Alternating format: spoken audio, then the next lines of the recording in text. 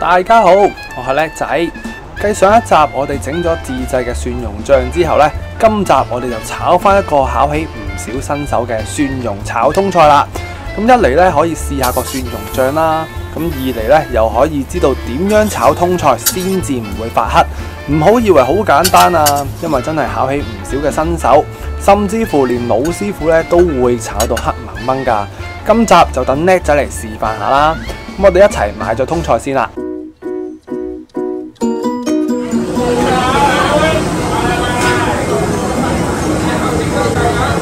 靚女唔該，我想要1斤白通菜。1斤會唔會多啊？有1斤有多啊？聽唔到。1斤有多唔多啊？我唔多 ，OK。17蚊。好，唔該。好，唔該晒。買完通菜之後呢，咁啱就見到有啲好細個嘅葫蘆瓜 BB， 咁就拍下俾大家望下啦。順便呢，就買2個擺喺屋企存倉啦。2條有冇買咁多？啱啱好一隻手。你食唔到嘅。你要2隻定1隻啊？你隨你啊。要2隻啦，即係整得咁靚。好得意啊！要2隻。擺得嘅。擺得係啊！佢擺乾咗之後，佢當嗰個咩啊？擺少啲，擺吸嗰啲醫病嗰啲。係啦係啦。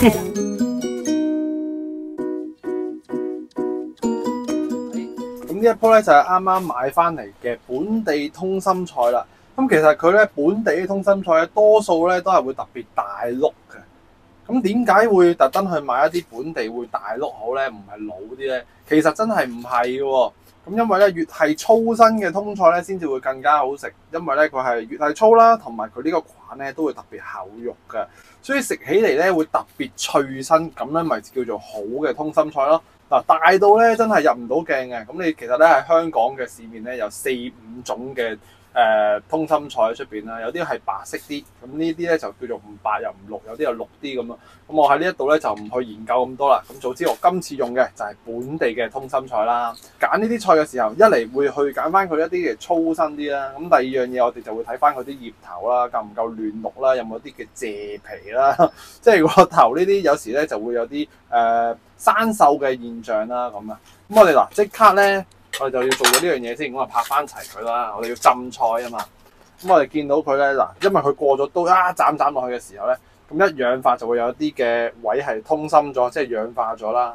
咁我哋咧就頭呢個位咧就唔要啦，我 cut 咗佢先。咁啊反翻過嚟望下佢有冇一啲嘅唔好嘅位置啦。咁你見到佢咧都好嫩綠色嘅，咁即係佢呢啲頭尾其實真係好容易壓爛啊、壓傷咁嘅。咁其實佢呢一棵真係好靚啊，又唔會話有傷嘅位置啦，都非常之咁嫩綠啦，係咪？咁我就唔去揀佢啦。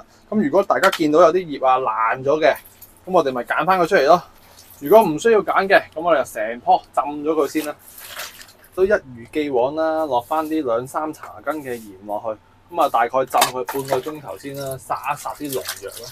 咁同埋咧有個好處，通心菜咧就係水耕菜嚟嘅，所以咧啲沙泥咧冇咁多。而家見佢斬得好乾淨起嚟，水耕菜就有呢個好處啦。OK，咁我哋就浸住佢先啦。一邊浸菜咧，我哋一邊咧就準備翻啲薑絲，同埋一啲嘅椒絲啦。咁紅椒絲咧，咁我呢隻係紅尖椒嚟嘅。咁如果你有啲青椒、紅椒啊，即係啲燈籠椒咧都冇問題。咁我就係會將佢嘅瓤咧都飛走，咁樣咧就冇咁辣啦。最後咧就要準備埋呢一啱秘製嘅蒜蓉醬。咁呢個係靈魂所在啊！好唔好食就要睇下你呢個蒜蓉醬做得好唔好啦。咁如果有興趣嘅話，睇翻我上一集咧就教我點樣去整一個秘製叻仔牌嘅蒜蓉醬啦。咁如果冇嘅話，拍翻2-3粒嘅蒜蓉落去啦。浸好咗嘅通菜就相當之咁長啦。咁喺呢個時候咧，我哋要將佢排翻好佢。咁我哋未洗菜噶嘛，我哋要去揀翻佢大概係葉環葉、框環框嘅位置嘅。咁即係大概係中間呢啲位度啦。咁我哋就 cut 開佢。咁呢啲我哋就分類為係葉啦。咁呢度咧就有啲框噶嘛。咁有啲可能呢啲壓傷咗啊，你可以選擇唔要啦咁樣樣。咁我哋就揀翻佢出嚟先。咁如果佢係靚仔嘅，咁咪擺翻落去葉呢一邊咯。咁我哋分開咗框同埋葉先。咁大致咧，我哋就已經分開咗葉同埋菌啦，咁菌啊真係差唔多係一啲葉都冇㗎。咁呢個時候好緊要啦，好多時候炒親通菜咧，咪會容易發黑啊，咁又有好多方法咧，搞到佢油鹽水啊嗰啲咁嘅嘢都出晒，咁都係會有少少黑嘅。咁呢一次咧，其實我哋可以咁嘅，嗱呢一個真係秘訣嚟㗎。咁其實咧，點解佢發黑嘅原因咧，就係佢啲氣啊隱藏咗裏邊，一焗佢咧，咪好容易黑咯。咁點解啲氣會焗死喺裏邊咧？就係因為咧中間呢啲位嗱，你見唔到佢有個透明位。因為通菜咧，佢有關節位啊嘛，嗱呢個就係關節位啦。咁我哋開嚟睇下，嗱就係白色呢個位置，搞到啲氣咧，你一路炒，咁佢一路熱嘅時候咧，水氣喺裏邊，咁就焗到佢變黑啦。我哋就要揾翻把長啲嘅刀啦，咁啊攤翻平啲菌位，咁啊少啲，逐少咁試俾大家睇。咁啊，大家希望都可以聽到個收音咧，我哋要壓爛佢中間嘅卜卜嘅位置。嗱，希望都大家聽到啊！咔聲嘅 ，OK 嗱咁上下，咁我哋咧就去將佢大概係1開3度啦，咁就分開2樣嘢嚟炒啦。脆初卜嘅位置啦，咁啊又聽住啦。嗱就係咁樣，你寧願佢壓得佢即係壓扁晒佢都唔緊要，佢個爽口嘅位置咧都係喺度。最緊要就係嗱呢一摸落去嘅關節咧腍嘅，咁佢先至可以過到啲熱力落去咯。嗱，最緊要就係呢啲位啦。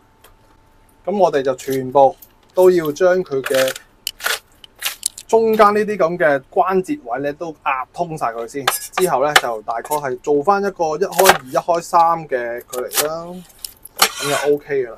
咁至於呢一啲咁嘅葉咧，我哋一樣去揀翻啲冇咁靚嘅位置啦。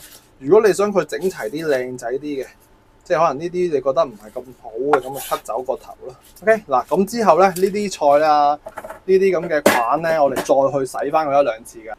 咁同埋咧，我哋界開出嚟呢啲葉嘅位咧，咪有啲咁嘅菌仔嘅，盡可能咧都將佢保留埋落去，歸翻嚟。呢啲就係菌嚟嘅咁咯。嗱，呢啲咁幼嘅，我哋可以歸類翻個葉都冇所謂。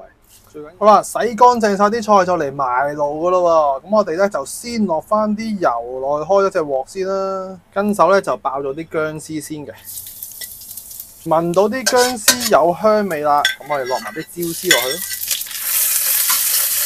跟手呢個靈魂所在啦，叻仔牌嘅秘製蒜蓉啦。咁啊最緊要咧都示範一次俾大家睇啦。一攞蒜蓉咧最好就係喐呢度就攞呢度，咁我哋落2斤落去。呢個時候咧，見佢個火咧好滾咧，記得閂翻細個火啊！因為呢一啲罐頭蒜蓉咧，當佢係特別容易燶嘅。只要一放落去，而家即刻已經聞到蒜蓉香噶啦，同埋見到佢啲油咧都有啲力啊！咁我哋即刻諗都唔諗啊，落咗呢一個通菜菌落去先。因為一落菌咧，佢即刻會出水啊！咁啲嘢咧就唔會話燶啊、黑啊咁咯。咁我哋炒香咗佢，呢個時候咧嗱，好多人炒通菜咧都會話一定要用好大嘅火力咁去炒啊，又未必嘅其實。咁你只要做咗頭先嗰個工序啦，咁啊所有嘅通菜菌咧，基本上都俾我哋拍到扁晒啊，通晒氣咧，其實佢好難話會發黑。除咗佢係佢本身啊老啊雪過啊，咁咧就會大機會黑啲。嗱，咁我哋輕輕兜一兜亂佢先。呢個時候我哋係用緊個細火。唔係大火嚟㗎，咁我哋係又睇下佢會唔會變黑啦。咁我而家開翻個中火先，因為我見佢冇乜力。咁而家硬轟轟嘅喎，咁我做一個好危險嘅嘢示範俾大家睇，究竟佢黑唔黑咧？吸蓋，我哋焗佢1分鐘，用一個中火啦，叫做。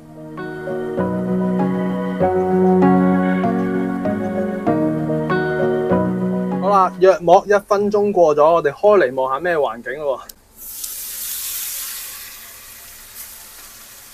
有冇變到黑啊？冇黑到啦，係嘛？咁佢呢啲係熟嘅象徵嚟啦，同埋佢都夠腍噶嘛，係咪？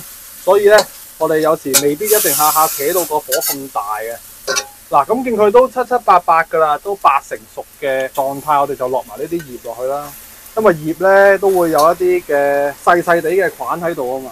咁一落埋呢啲葉咧，咁我哋要落翻啲味落去咯。雖然我個秘製蒜蓉醬咧係有味啊，但係咧都係唔夠鹹嘅。咁咁我哋就輕輕落翻大概係1/3茶羹嘅鹽啦。咁啊落親鹽，我多數咧都會落翻好少嘅糖落去和一和佢。咁啊撈一撈佢先。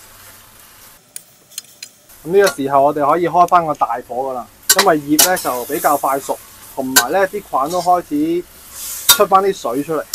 咁我哋就全速全進，就攞翻個重力嘅大火落去，哇香到不得了啊！啲椒絲。咁我呢次咧就係用蒜蓉炒啦。咁啊下次試下有機會咧就整埋個蝦醬同埋腐乳通菜咧，其實大致上都係咁，爭在你個腐乳醬啊教成點樣樣啫。